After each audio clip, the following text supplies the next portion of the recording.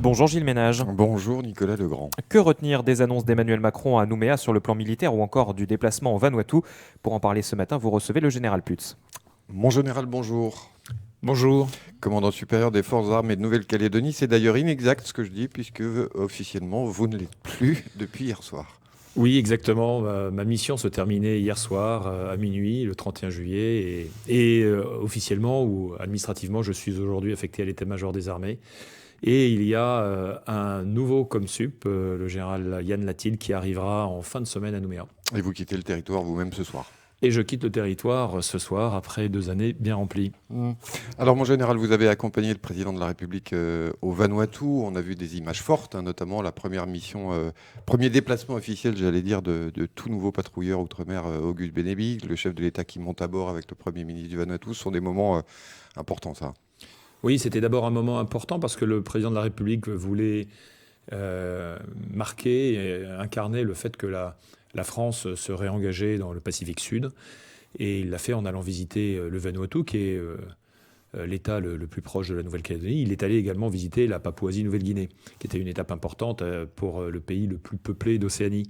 Et puis pour ce qui nous concerne, effectivement, il a pu monter à bord du Bénébic qui faisait sa toute première sortie opérationnelle après avoir été admis au service actif par le chef d'état-major de la Marine. Et c'était un moment important pour les FANC, pour l'équipage aussi, bien évidemment, parce que recevoir le président de la République à bord, ce n'est pas, Ça ce n'est pas arrive donné pas tous tous les les jours. jours. Oui. Exactement. Et donc, il a pu voir l'équipage, les militaires qui étaient à bord, pour en fait, toucher du doigt la réalité du réengagement des forces armées dans le Pacifique Sud, avec des moyens qui nous permettent non seulement de renforcer la surveillance de la zone économique exclusive de Nouvelle-Calédonie, mais également de coopérer davantage avec les pays partenaires. Coopérer, on le sait, puisque la France est notamment très présente là, lorsqu'il y a des catastrophes naturelles. On l'a vu dans les 2 derniers cyclones qui ont touché le Vanuatu. Oui, de par la proximité géographique que j'évoquais à l'instant, nous pouvions intervenir rapidement fin février, début mars, quand les 2 cyclones, Judy et Kevin, ont frappé l'archipel Vanuatu. C'est de toute façon une posture permanente que celle des FAN que d'être prête à intervenir au profit de tous les États de la région, et le nombre d'interventions régionales ne se compte plus. C'est plusieurs fois par an, et ce depuis plusieurs dizaines d'années. On l'a fait également au Tonga en 2022. On intervient avec les moyens disponibles et nous disposons des moyens qui nous permettent d'intervenir efficacement aux côtés de nos partenaires australiens et néo-zélandais dans le cadre de ce qu'on appelle le mécanisme France, France, oui. mais qui nous permet d'agir rapidement au profit des États océaniens qui conservent néanmoins le contrôle de l'aide sur leur territoire, puisqu'ils cherchent aussi, enfin, ils se dotent eux-mêmes des capacités de coordination et d'intervention.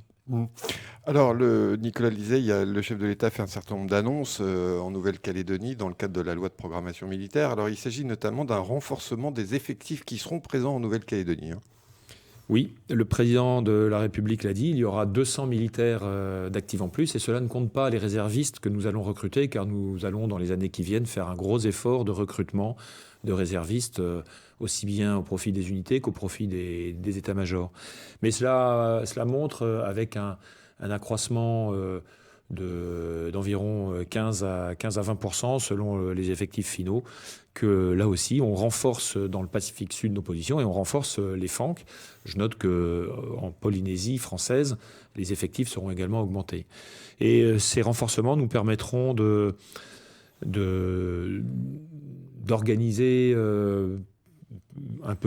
d'organiser plus efficacement les FANC, que de faire face à plus de missions, en fait, d'être capable de produire plus d'effets dans la région, notamment pour être présent auprès de nos partenaires en coopération, comme avec le Vanuatu par exemple, ou en cas d'intervention nécessaire après une catastrophe naturelle. Ça veut dire plus d'effectifs, ça veut dire aussi plus de matériel, plus d'investissement dans ce domaine-là? Alors, le président a annoncé effectivement une somme d'investissement. Il a parlé de 150 millions d'euros. C'est ce que, pour l'instant, les états-majors à Paris identifient comme étant les investissements nécessaires au développement des forces armées en Nouvelle-Calédonie. Il y a l'accueil des nouveaux effectifs. Il faudra les loger, à la fois pour le travail et puis pour leur famille, puisqu'une bonne partie de ces 200 militaires viendront en famille ici à Nouméa. Il faudra également doter les FANC des capacités d'accueil, parce que les FANC sont une force de souveraineté, elles protègent la Calédonie, elles protègent le territoire, les populations, elles protègent aussi le territoire et les populations de Wallis et Futuna, bien évidemment. Mais elles sont aussi une force de coopération sur lequel ce que je disais à l'instant. Et puis, elles seront également un point d'appui pour l'accueil de renforts temporaires venant de métropole. On l'a vu déjà depuis 18 mois avec l'accueil du détachement Pégase, les Rafales qui sont venus en août 2022. On l'a vu également en avril dernier avec l'arrivée d'un groupe amphibie, le groupe Jeanne d'Arc, qui comprenait notamment le porte-hélicoptère amphibie d'Ixmude. Alors, l'académie militaire qu'a annoncé le président, ça va se passer comment ? L'objectif de cette académie militaire, de cette académie de coopération, et de pouvoir fédérer, organiser et trouver des synergies dans l'organisation de coopération avec les États de la région et principalement les États insulaires du Pacifique qui disposent de forces armées comme la Papouasie-Nouvelle-Guinée, les Fidji, les Tonga, mais également le Vanuatu qui n'a pas d'armée à proprement parler mais qui a une force de sécurité, qui a des capacités militaires.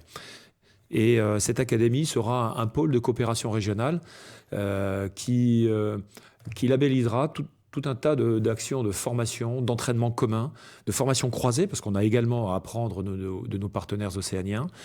Et puis ce qu'on leur proposera correspondra à leurs besoins. Ça pourra se faire ici en Nouvelle-Calédonie, comme ça se fait depuis très longtemps en fait, comme ça pourra se faire également dans l'État voisin. Donc c'est un label sur l'offre de coopération française dans la région, qui sera une coopération militaire, qui pourra toucher également d'autres domaines, dès lors qu'on touche à la gestion de crise après catastrophe, par exemple. Et cela permettra de renforcer, comme on le fait comme les armées françaises le font dans d'autres régions du monde, les capacités régionales pour, au bout du compte, renforcer les capacités régionales de résilience face aux catastrophes, également renforcer la stabilité régionale en affichant une unité, une convergence de vues sur l'avenir de la région. En général, vous êtes un légionnaire et vous connaissez bien le dispositif Barkhane. Je ne peux pas m'empêcher de vous interroger sur un fait d'actualité, ce qui se passe au Niger. Est-ce qu'il faut s'en inquiéter ? Il faut certainement s'en préoccuper, car on voit un phénomène qui s'est déjà produit au Mali, avec une instabilité politique dans des États qui, il faut le rappeler, sont sous la pression djihadiste et dans une situation de développement affaiblie. Et cette instabilité politique prend une forme commune à certains États. On l'a vu au Mali, on l'a vu au Burkina Faso, un coup d'État militaire. Il faut aussi y voir une déstabilisation de la part de la Russie, car il y a une influence évidente de la part de la Russie qui depuis quelques années déjà, sape les démocraties africaines et vise à implanter son influence à des buts qui ne sont pas forcément humanistes, qui sont très concrets, très terre-à-terre, puisqu'on le voit en Centrafrique, on le voit aussi au Niger. Ils viennent... et des sociétés privées, je pense sociétés qui dépendent notamment du groupe Wagner, viennent s'emparer de ressources minières notamment. Donc c'est effectivement inquiétant pour ce pays-là, pour le Niger, qui est un pays allié de la France et qui a soutenu un long combat avec l'appui de la France à sa demande, bien évidemment, et ce depuis 2013. Mais c'est également inquiétant pour l'Afrique sahélienne en général. En général, les auditeurs qui regarderont le podcast en vidéo de cet entretien remarqueront peut-être, pour ceux d'entre eux qui sont très attentifs, que vous portez depuis ce matin 3 étoiles. Ça correspond à une promotion normale, j'allais dire, en fonction de vos fonctions à venir. Exactement. Cette promotion au 1er août était annoncée. Un décret début juillet l'avait officiellement annoncé. Je vais effectivement, en quittant la Nouvelle-Calédonie, je vais prendre des fonctions à l'état-major des armées, à un poste de chef d'une des divisions d'état-major des armées, fonction à laquelle correspond le grade que je porte depuis ce matin. Un petit mot, mon général, juste avant de quitter la Calédonie. On sait que ça a été un commandement très fort. Ça restera un souvenir très fort pour vous, j'imagine. Ça restera un souvenir très fort, d'abord par la qualité des gens que j'ai eu à commander et qui ont fait les choses. Ce sont eux qui ont fait et je les en remercie. Mais c'était une mission effectivement dense, mais particulièrement passionnante. Pour des raisons militaires, mais également en raison de l'environnement calédonien, bien évidemment, l'environnement océanien également. Parce que j'ai été passionné par ce territoire calédonien, par Wallis et Futuna. J'avais déjà une petite connaissance de la Calédonie acquise il y a longtemps, et pour un séjour passé ici, mais j'ai pu mesurer tout le mystère, tout le paradoxe les paradoxes de ce territoire, mais c'est probablement ce qui fait qu'il suscite un si grand intérêt. Et je retiens, au moment de partir, moi je retiens que la diversité qu'il y a ici, qui est une réalité en Nouvelle-Calédonie, finalement est une véritable richesse.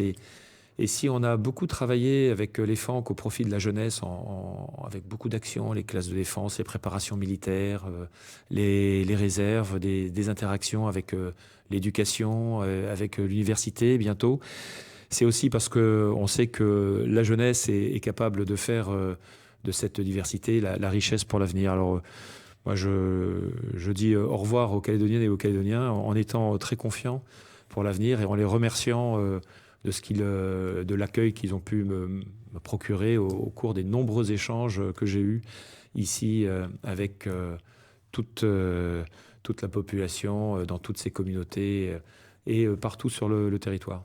Général de division Valérie Putz, merci d'avoir accepté notre Merci invitation ce beaucoup, matin. Gilles.